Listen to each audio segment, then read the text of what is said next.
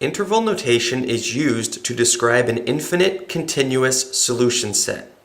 Round parentheses mean do not include the endpoint, while square brackets mean do include the endpoint. For example, if we have the interval from 3 to 9 with the round bracket by the 3 and the square bracket by the 9, then if we represent that on a number line, then that means we want all numbers that are greater than 3 but not including 3.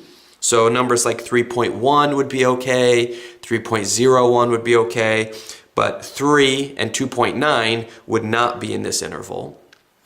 And then moving to the right, so things that are bigger than 3, up to, and the square bracket means include 9, so then we put a square bracket here, and we do include 9 in this interval, but anything bigger than 9, things like 9.1 or 9.01, would not be included in the interval, and then we would just darken the section that our interval consists of.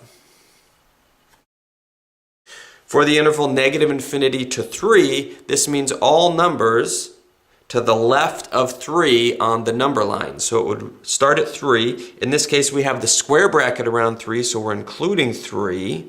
So that includes 3 in the interval, and then everything to the left. And then we just generally put an arrow on there to indicate also everything to the left side of 3.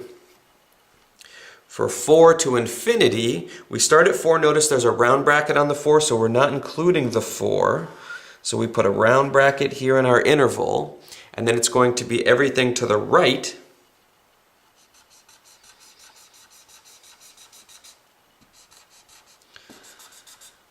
Like that, and going towards infinity.